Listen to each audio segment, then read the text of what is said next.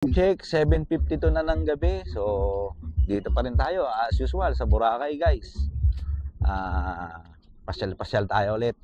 Punta naman tayo ng D-Mall sa Station 2.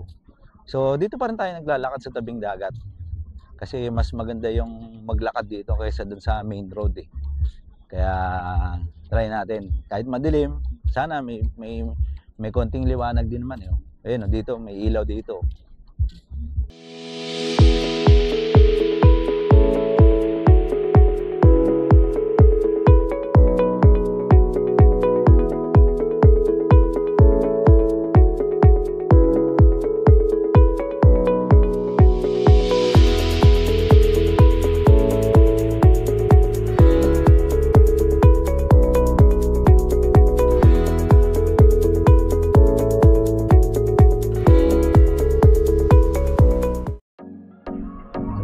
Gwapong-gwapo ka dito, Ha? Gwapong-gwapo ako.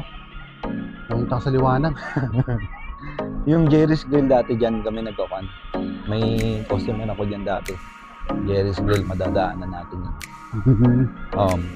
Nagre-repair ako ng aircon. Saan? Yung ano? Oo, liwanag yun. Ito pala masarap maglakad-lakad eh yung. Doon tayo banda. Paglabas natin doon, D-Mall na. Oo, yan. Madadaanan natin.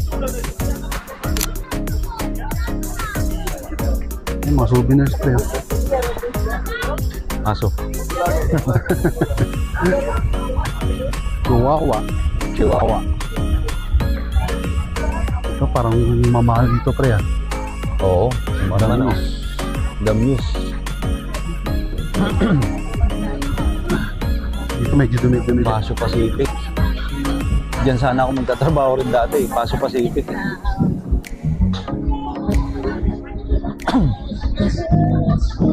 Wala na yung Jerry's Grill. Ay, ayun. Yun Jerry's Grill, yan. May ginagawa akong aircon. Ay, dati dyan, freezer. May Army Navy rin pala rito, no? Ha? Army Navy. Oo. Madalang lang sa, sa Manila yan eh. Alin? Army Navy. Meron din. Sa Makati nga, meron yan eh. Sa pwesto mo? Oo, paso nga lang. Hindi siya yung katulad ng mga McDo, Jollibee. Oo. Na ano talaga. Oo, hindi talaga yung maraming. Oo. Dito, madadaanan din natin yung McDo, pre. Oo, madadaanan natin yan. Turo ko sa'yo lahat yung mga pinupunta ko. Tsaka yung dati kong una ko pinagtrabahuan, Eurotel nga. Nalakad din tayo doon. Pero bukas, saan pupunta? Doon nga sa, VOC. Sa Ocean Club. Ayan na.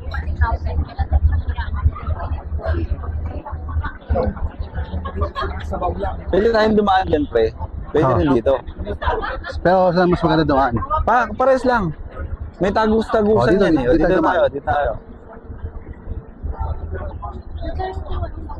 Ito, yan. Oo, dito. Yan. Hindi mo kinuhanan yun? Yung D-Mall na yun? Ha? Ako mo yan. Ang D-Mall ay isang open-air alfresco shopping plaza na matatagpuan sa pagitan ng Station 1 at Station 2 sa White Beach, Boracay. Isa itong pangunahing hub para sa shopping, dining, serbisyo at iba pang libangan ng isla. Ayun, mga souvenir dito. Kasi may palengke rin dito eh. Yung bilihan ng mga talagang sariwang mga isda, manok, ganyan. Hindi yata rito yun, baka sa kabila ata yun. Sa kabila yata. Yung palengke? Oo, parang palengke. Ito ay may malalawak na espasyo na may open-air walkways na napapaligiran ng tropikal na halaman. At mga tindahang gawa sa kahoy na may tradisyonal na bubong mula sa nipa or kawayan. Ang layout nito ay parang isang makulay na barangay plaza kung saan makikita ang masiglang eksena ng lokal na kultura, turista at vendors. Sarado pa yan na nandito ako. Ngayon bukas na. Oo.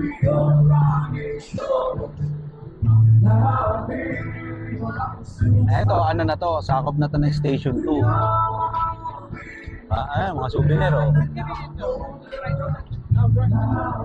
Parang puro na talaga, Puro souvenirs na. Souvenir. Malawak din ang pagpipilian sa mga pagkain mula sa budget-friendly eateries at street food stalls hanggang sa international at gourmet restaurants.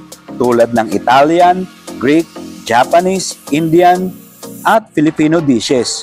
Sumikat din ang paluto or fresh seafood section kung saan pwedeng bumili ng sariwang isda at iba pang uri ng seafoods na ipapaluto sa kanilang restaurant or kainan.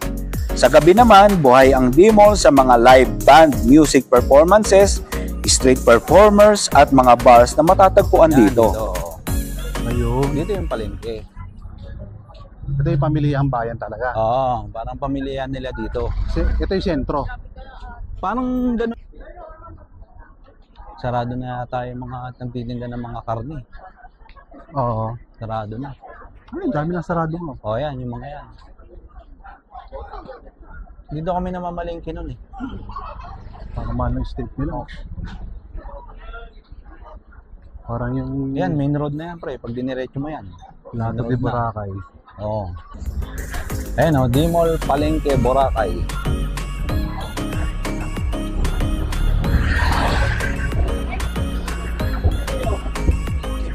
Bike tours. Oh, may rental pala ng bike dito pre oh. Oo. Magrenta kaya tayo ng bike. Lakarin na, biking natin. Ano, inquire ka magkaan. Ha? Tanong natin. Kaso layo nang nalakarin natin eh. Eh, nakabike naman tayo. Hindi, pag pinalit natin yung Ay, bike. oo nga pala, no? Hindi na, maganda na tayo. Mas mura pa yung ano eh. Alin, sasakay? Oo. Sabagay. Saka mas na-excite ako sa ano eh. Saan? Sasakay. Kasi, ano, simula nung nagkamotor ako, di na talaga ako nagko-commute eh. Ah. Eh, dito, mapapakommute ka, pre. Yun Yan, nga, yan, mga... kaya nga medyo na-excite rin ako kasi commute na yung ano, yung ginagawa natin. Yan, puro palengke na yan. Oo. Ano yan, bilihan mga karne, yan. Dalawa lang, Isda. dalawang option lang natin. Commute o lakad. Oo, dalawa lang. Dito tayo ngayon, kakatapos lang namin kumain. Tapos lang namin mag-dinner. So, nandito tayo ngayon sa medyo sa Lake View. Malapit sa Lake View, sa likuran ng Lake View. So, sabihin, kwento ko lang. Konting, ano lang, kwento. Dito sa lugar na to, yan. Yung may ng sounds na yan. So, diyan kami dati nung nagtatrabaho pa ako dito. Madalas diyan kami nagiinom pagkatapos ang trabaho o kaya bagong sweldo. Kasi kami mga magkakatrabaho, diyan kami nagiinuman dati. Diyan, Alexis. So, shout out sa Alexis dahil napakaganda rin ang memories ko diyan. Babago na talaga pati lugar after 5 years ngayon, hindi na ganyan. Dati open pa yan. Open area pa yan yun. So, yun, memories ko lang yun dati. So, let's go na. Ito ang Boracay Lake Town, isa itong makabagong komunidad at pasyalan na matatagpuan sa puso ng Boracay. Isa itong malaparaisong lugar kung saan makikita ang isang artipisyal na lawa na katabi ng D-Mall at napapalibutan ng mga restaurant, boutique shops, cafes, at hotels. Idinisenyo ito upang magbigay ng kakaibang karanasan sa mga turista na malayo sa tipikal na beach scene ng isla. Sa paligid naman ng lawa, may mga malalawak na lakaran, tulay na may tanawin at mga lugar kung saan pwedeng mag-relax, mag-picture or mag-enjoy sa pagkain at pamimili. Sa gabi naman, nabubuhay ang lugar sa pamamagitan ng ilaw, live performances, at masayang ambience na perfect para sa night stroll. Ang Boracay Lake Town ay isang patunay ng sustainable at modernong pag-unlad ng isla na ginagawang mas kapanapanabik ang pagbisita sa Boracay hindi lang para sa beach kundi pati na rin sa bago nitong mukha.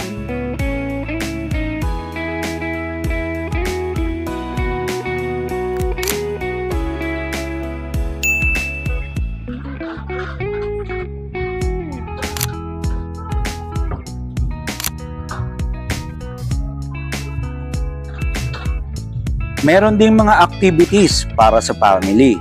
May maliit na amusement area tulad ng Ferris wheel sa parke at ang D-Wall na wall climbing area na abot kayang i-explore, pati ang mga basketball shootout. pala yung manginasal eh. Kaya keep on watching lang guys at abangan nyo pa ang aming iba pang adventures dito sa Boracay Island. Kita-kits sa next video. So, tapos na natin ang booking ng D-Mall dito sa Station 2, pati itong Lakeview. Nakita na rin natin. So sa susunod din na vlog, abangan nyo po ulit yung susunod na upload namin na episode. So, Keros TV, Tropang Stokwa, we are out.